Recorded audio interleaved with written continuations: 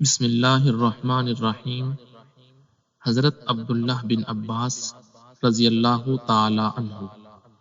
نام و نسب: عبداللہ نام، ابو العباس کنیت، والد کا نام عباس اور والدہ کا نام ام الفضل لبابہ تھا۔ شجرہ نسب یہ ہے: عبداللہ بن عباس بن عبد المطلب بن ہاشم بن عبد مناف القرشی الہاشمی۔ حضرت صلی اللہ علیہ وسلم کے ابن ام اور ام المؤمنین حضرت میمونہ رضی اللہ تعالی عنہا کے بھانجے تھے، کیونکہ ان کی والدہ حضرت ام الفضل حضرت میمونہ رضی اللہ تعالی عنہا کی حقیقی بہن تھیں۔ پیدائش: حضرت عبداللہ رضی اللہ تعالی عنہ ہجرت سے 3 سال قبل مکہ کی اس گھاٹی میں پیدا ہوئے جہاں مشرکین قریش نے تمام خاندان ہاشم کو محصور کر دیا تھا۔ حضرت عباس رضی اللہ تعالی عنہ ان کو بارگاہ نبوت میں لے کر آئے تو آپ صلی اللہ علیہ وسلم نے منہ میں لعاب دہن ڈال کر دعا فرمائی۔ اسلام: حضرت عباس رضی اللہ تعالی عنہ نے بظاہر فتح مکہ کے بعد اسلام قبول کیا، لیکن حضرت ابن عباس رضی اللہ تعالی عنہ کی والدہ حضرت ام الفضل رضی اللہ تعالی عنہا نے ابتدا ہی میں داعی توحید کو لبیک کہا تھا۔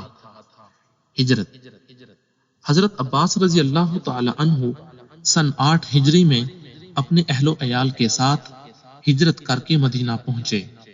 حضرت عبداللہ رضی اللہ تعالی عنہ کی عمر اس وقت 11 برس سے زیادہ نہ تھی، لیکن وہ اپنے والد کے حکم سے اکثر بارگاہ نبوت میں حاضر ہوتے تھے۔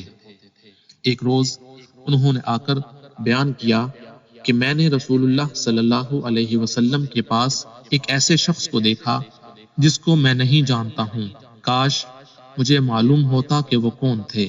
حضرت عباس رضی اللہ تعالی عنہ نے حضرت صلی اللہ علیہ وسلم سے اس کا تذکرہ کیا تو آپ صلی اللہ علیہ وسلم نے حضرت عبداللہ بن عباس رضی اللہ تعالی عنہما کو بلا کر فرط محبت سے اپنی آغوش عاطفت میں بٹھایا اور سر پر ہاتھ پھیر کر دعا فرمائی کہ اے خدا، اس میں برکت نازل فرما اور اس سے علم کی روشنی پھیلا۔ عہد طفولیت میں مصاحبت رسول صلی اللہ علیہ وسلم۔ حضرت عبداللہ بن عباس رضی اللہ تعالی عنہما وہ فطرتاً ذہین، سلیم الطبع، متین اور سنجیدہ تھے، تاہم انہوں نے رسول اللہ صلی اللہ علیہ وسلم کی مصاحبت کا جو زمانہ پایا وہ در حقیقت ان کا عہد طفولیت تھا، جس میں انسان کو کھیل کود سے دل آویزی ہوتی ہے۔ فرماتے ہیں کہ میں لڑکوں کے ساتھ گلیوں میں کھیلتا پھرتا تھا، پھر ایک روز رسول اللہ صلی اللہ علیہ وسلم کو پیچھے سے آتے ہوئے دیکھا تو جلدی سے ایک گھر کے دروازے میں چھپ گیا، لیکن آپ صلی اللہ علیہ وسلم نے آ کر مجھے پکڑ لیا اور سر پر ہاتھ پھیر کر فرمایا، جاؤ معاویہ کو بلا لاؤ۔ وہ حضور صلی اللہ علیہ وسلم کے کاتب تھے۔ میں نے جا کر ان سے کہا کہ حضرت صلی اللہ علیہ وسلم آپ کو یاد فرماتے ہیں، کوئی خاص ضرورت ہے؟ ام المؤمنین حضرت میمونہ رضی اللہ تعالی عنہا عبداللہ بن عباس رضی اللہ تعالی عنہما کی خالہ تھیں اور ان کو نہایت عزیز رکھتی تھیں، اس لیے وہ اکثر ان کی خدمت میں حاضر رہتے، کبھی کبھی رات کے وقت بھی انہی کے گھر میں سو رہتے تھے۔ اس طرح ان کو رسول اللہ صلی اللہ علیہ وسلم کی صحبت سے مستفیض ہونے کا بہترین موقع میسر تھا۔ فرماتے ہیں کہ ایک مرتبہ میں رات کے وقت اپنی خالہ حضرت میمونہ رضی اللہ تعالی عنہا کے پاس سو رہا تھا کہ حضرت صلی اللہ علیہ وسلم تشریف لائے اور 4 رکعت نماز پڑھ کر استراحت فرما ہوئے۔ پھر کچھ رات باقی تھی کہ بیدار ہوئے اور مشکیزے کے پانی سے وضو کر کے نماز پڑھنے لگے۔ میں بھی اٹھ کر بائیں طرف کھڑا ہو گیا۔ آپ صلی اللہ علیہ وسلم نے میرا سر پکڑ کر مجھے داہنی طرف کر لیا۔ اس سلسلے میں بارہا خدمت گزاری کا شرف بھی حاصل ہوا۔ ایک مرتبہ رسول اللہ صلی اللہ علیہ وسلم نماز کے لیے بیدار ہوئے تو انہوں نے وضو کے لیے پانی لا کر رکھ دیا۔ آپ صلی اللہ علیہ وسلم نے وضو فرما کر پوچھا، پانی کون لایا تھا؟ حضرت میمونہ رضی اللہ تعالی عنہا نے حضرت عبداللہ بن عباس رضی اللہ تعالی عنہما کا نام لیا تو آ حضرت صلی اللہ علیہ وسلم نے خوش ہو کر دعائیں دیں اور فرمایا اللہم فقہہ فی الدین وعلمہ التأویل، یعنی اے اللہ اس کو مذہب کا فقیہ بنا اور تعویل کا طریقہ سکھا۔ ذکاوت و ذہانت میں ممتاز شخصیت حضرت عمر رضی اللہ تعالی عنہ، ان کو ذہانت اور ذکاوت کی وجہ سے ان کو شیوخ بدر کے ساتھ مجلسوں میں شریک کرتے تھے۔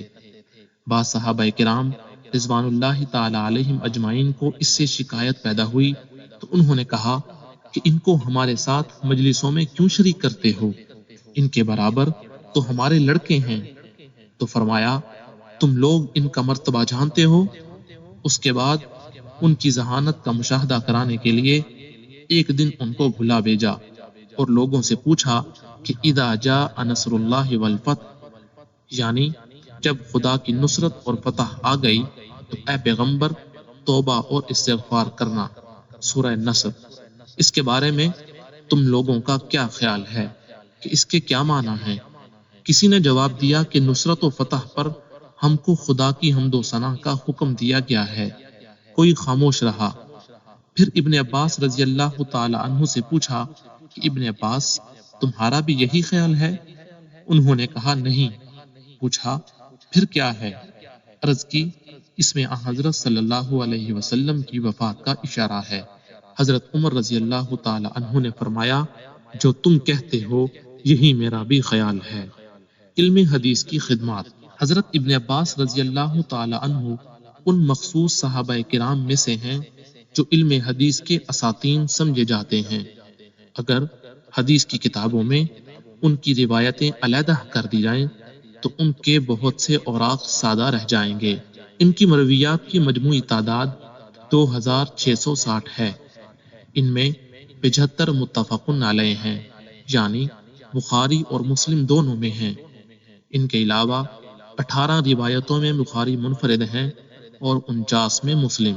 ان کی روایات کی کثرت اور معلومات کی وسعت خود ان کی ذاتی کاوش و جستجو کا نتیجہ ہیں۔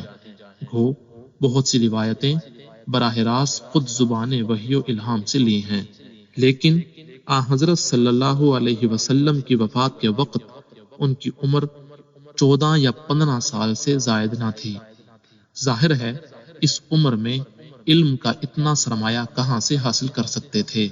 حدیث بیان کرنے میں احتیاط عموماً کثیر الروایت راویوں کے متعلق یہ شبہ کیا جاتا ہے کہ وہ روایت کرنے میں محتاط نہیں ہوئے اور رتب و یابس کا امتیاز نہیں رکھتے، لیکن ابن عباس رضی اللہ تعالی عنہما کی ذات اس سے مستثنا اور اس قسم کے شکوک و شبہات سے اعلیٰ و ارفع تھی۔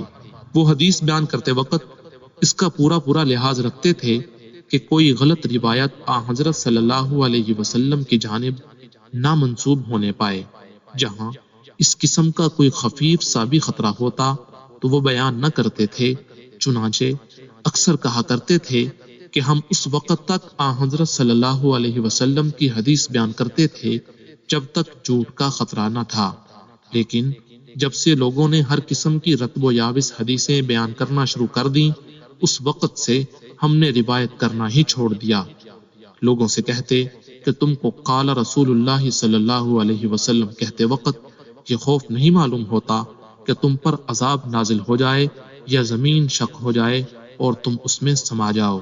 اسی احتیاط کی بنا پر فتویٰ دیتے تو حضرت صلی اللہ علیہ وسلم کا نام نہ لیتے تھے کہ آپ کی طرف نسبت کرنے کا بھار نہ اٹھانا پڑے۔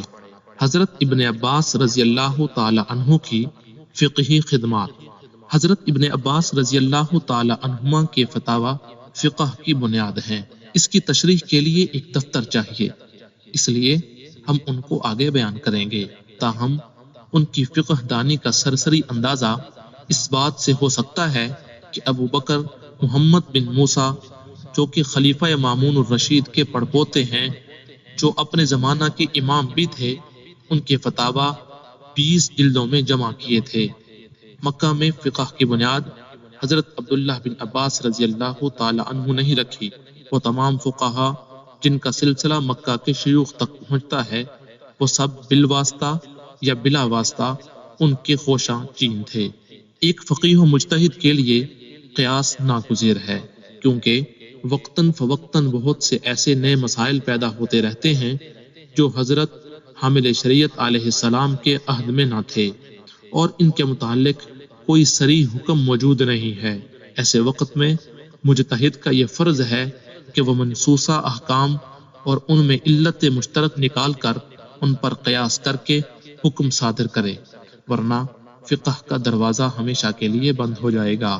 حضرت ابن عباس رضی اللہ تعالی عنہما کے سامنے جب کوئی مسئلہ پیش ہوتا تو وہ پہلے کتاب اللہ کی طرف رجوع کرتے، اگر اس سے جواب مل جاتا تو ٹھیک، ورنہ رسول اللہ صلی اللہ علیہ وسلم کی سنت کی طرف رجوع کرتے۔ اگر اس سے بھی جواب نہ ملتا تو حضرت ابو بکر و عمر رضی اللہ تعالی عنہما کا فیصلہ دیکھتے، اگر اس سے بھی عقدہ حل نہ ہوتا تو پھر اجتہاد کرتے، مگر اسی کے ساتھ قیاس بالرائے کو برا سمجھتے تھے۔ چنانچہ وہ اس کی مذمت میں کہتے ہیں کہ جو شخص کسی مسئلے میں ایسی رائے دیتا ہے جو کتاب اللہ اور سنت رسول اللہ میں نہیں ہے تو میری سمجھ میں نہیں آتا کہ جب وہ خدا سے ملے گا تو اس کے ساتھ کیا معاملہ پیش آئے گا۔ وصال پرملال۔ سن 68 ہجری میں پیمانہ حیات لبریز ہو گیا۔ ایک روز سخت بیمار ہوئے، بستر علالت کے ارد گرد احباب و معتقدین کا ہجوم تھا۔ بولے، میں ایک ایسی جماعت میں دم توڑوں گا جو روئے زمین پر خدا کے نزدیک سب سے زیادہ محبوب و مقرب ہے، اس لیے اگر میں تم لوگوں میں مروں تو یقیناً تم ہی وہ بہترین جماعت ہو۔ غرض 7 روزہ علالت کے بعد طائر روح نے قفص انصری چھوڑا، محمد بن حنفیہ نے جنازہ کی نماز پڑھائی اور سپرد خاک کر کے کہا، خدا کی قسم آج دنیا سے حبر امت اٹھ گیا۔ غیب سے ندا آئی، یا ایھا النفس المطمئنہ ارجعی الی ربک راضیۃ مرضیہ، یعنی اے نفس مطمئن اپنے خدا کی طرف خوشی خوشی لوٹ آ۔ حضرت عبداللہ بن عباس رضی اللہ تعالی عنہما کے چند واقعات۔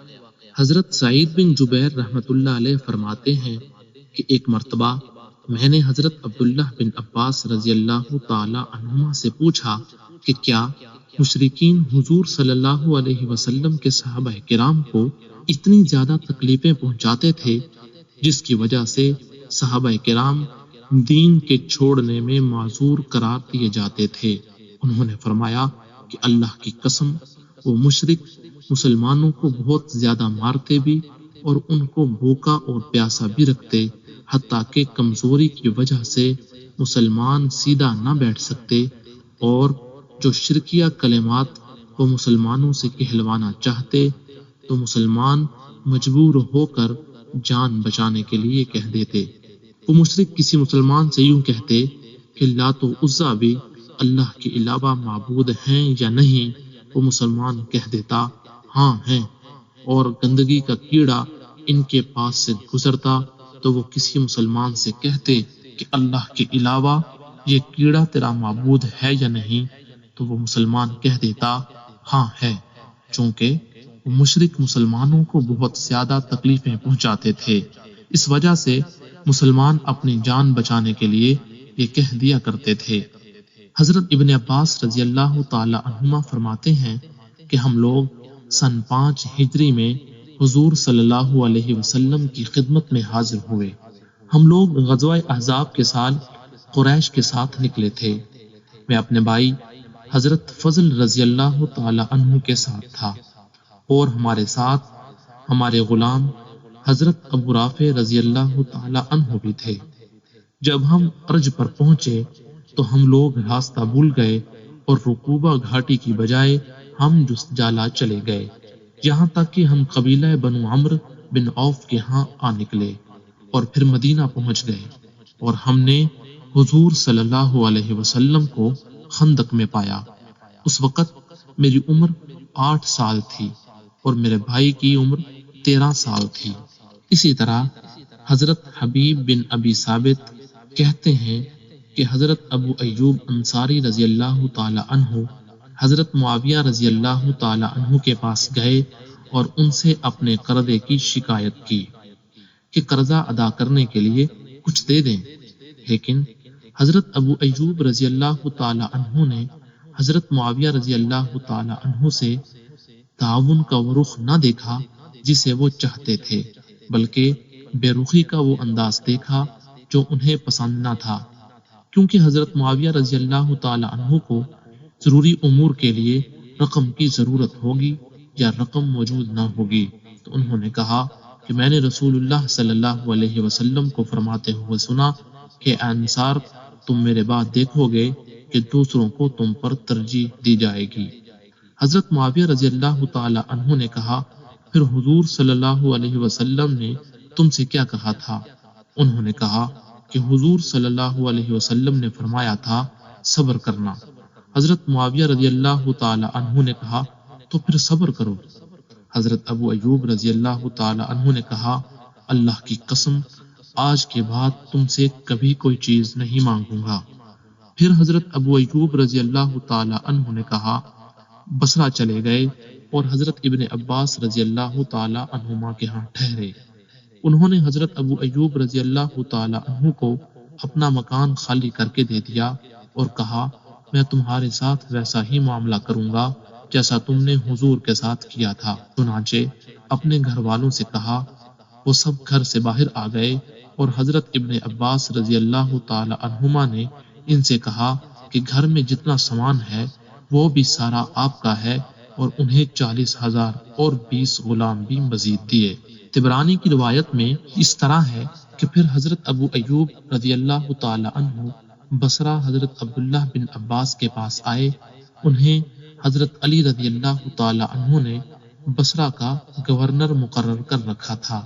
انہوں نے کہا، اے ابو ایوب، میں یہ چاہتا ہوں کہ میں اپنے اس مکان سے باہر آ جاؤں اور یہ آپ کو دے دوں، جیسے آپ نے حضور صلی اللہ علیہ وسلم کے لیے کیا تھا۔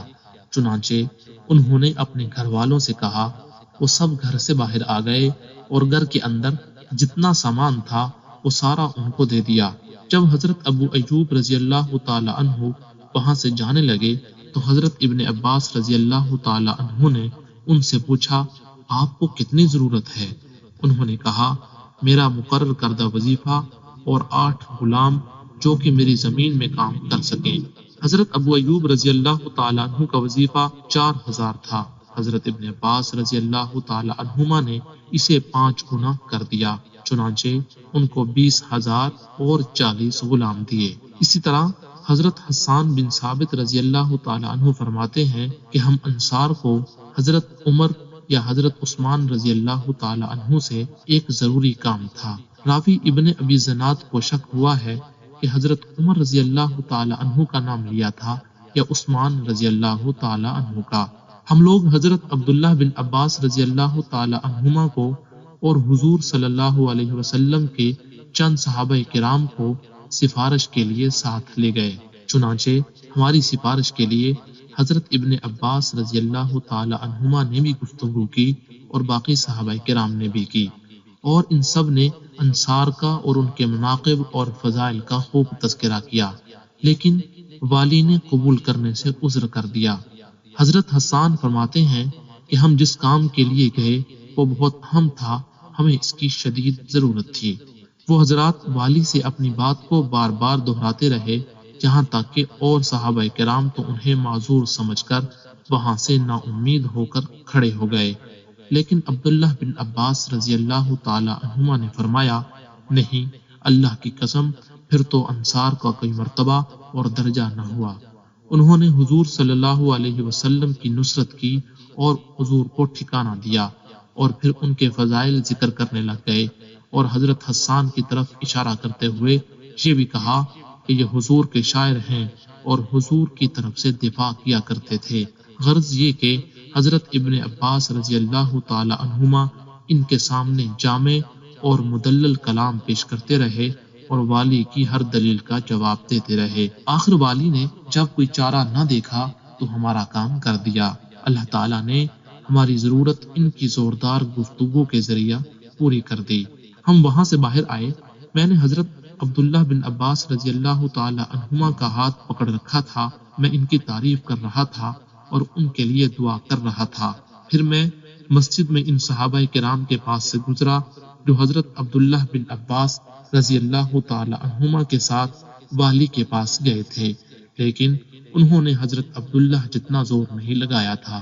میں نے بلند آواز سے اس طرح کہا کہ یہ حضرات بھی سن لیں کہ ابن عباس کو ہمارے ساتھ آپ لوگوں سے زیادہ لگاؤ اور تعلق ہے، آج ہمارے حق میں یہ بہتر ثابت ہوئے۔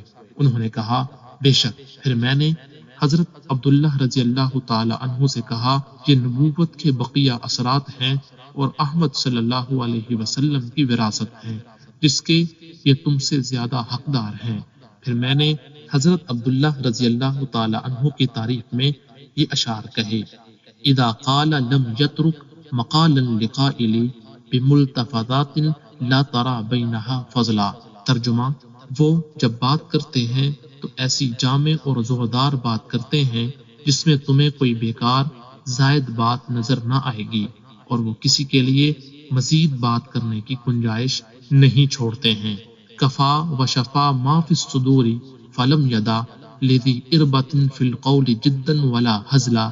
ترجمہ، کہ ان کی گفتگو تمام پہلوؤں کے لیے کافی ہوتی ہے اور سب کے دل اس سے مطمئن ہو جاتے ہیں، ضرورت مند کے لیے مزید کسی قسم کی بات کرنے کی گنجائش نہیں چھوڑتے ہیں۔ سموت الی السلیا بغیر مشقت فنلت ذراها لا دنیا ولا وغلا۔ ترجمہ، اے عباس، آپ بلند ہو کر بغیر مشقت کے عالی مرتبہ پر پہنچ گئے اور اس کی انتہائی بلندی پر پہنچ گئے ہیں، آپ نہ کم عزت ہیں اور نہ کمزور۔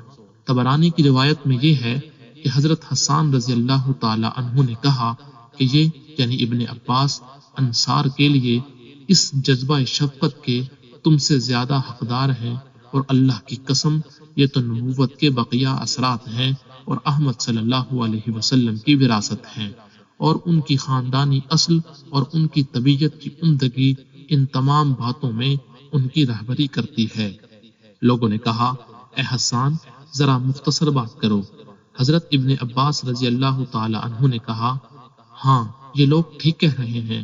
چنانچہ حضرت حسان رضی اللہ تعالی عنہ حضرت ابن عباس رضی اللہ تعالی عنہما کی تعریف میں یہ اشعار پڑھنے لگے، اذا مبن عباس بدا لک وجہہ رأیت لہ فی کل مجمعۃ فضلا، یعنی جب ابن عباس کا چہرہ تمہارے سامنے ظاہر ہوگا تو تم ہر مجمع میں اس کے لیے فضیلت دیکھو گے۔